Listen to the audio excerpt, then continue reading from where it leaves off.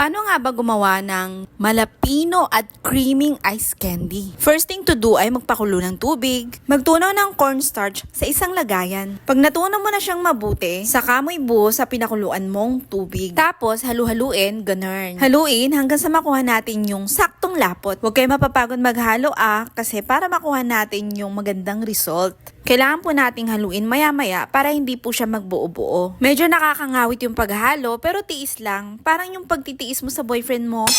Saktong lapot lang hindi yung parang pandikit na sa lapot. Bale, ito na yung magiging tubig natin sa ating ice candy. Kaluto niyan, i-ready naman natin yung mga sangkap natin. Meron na po tayong nakareding mangga. Purong mangga po talaga ang inahalo namin sa paggawa ng ice candy. Yung pinakuluan po nating cornstarch kanina, i-boost na natin sa malinis na lagayan. Pagkatapos, imekos-mekos na natin yan, insan. Ilagay ang condensed milk. Bali, 2 condensed milk ang gamit natin, yung malalaki. Medyo marami rin kasi yung gagawin namin ngayon. Para maging malasa talaga siya, lagyan natin ng condensed na mango flavor. Maliit lang yung lalagay nating condensed mango dahil marami naman tayong ihahalong mangga. Madali lang naman ang paggawa ng ice candy. Yakang-yakan nyo to. Medyo mainit pa ang ating tubig pero mas okay para mas mapadali ang paghalo ng ating mga ingredients. Lagay na natin yung asukal. Bali 2 kilo yung gagamitin nating asukal. Kailangan sweet. Parang ikaw, sweet sa umpisa. Oh no!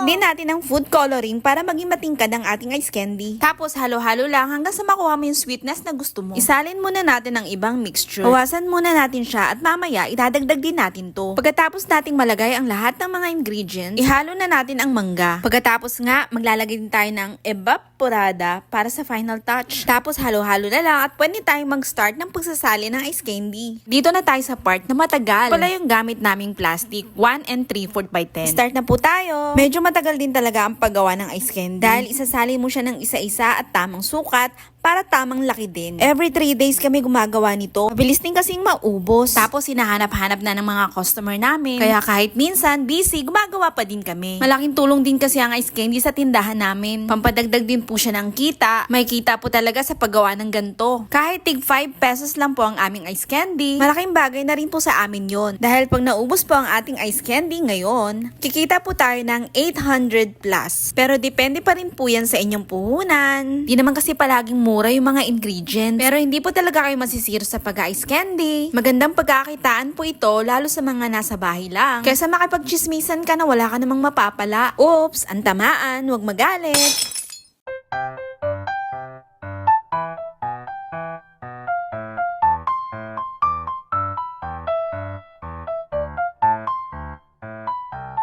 Malapit na po tayong matapos. Binababad nga namin ang finished product sa tubig para mawala yung lagkit. Madami po tayong nagawa ngayon. At sana po meron po kayong natutunan. See you on my next vlog po. Bye-bye!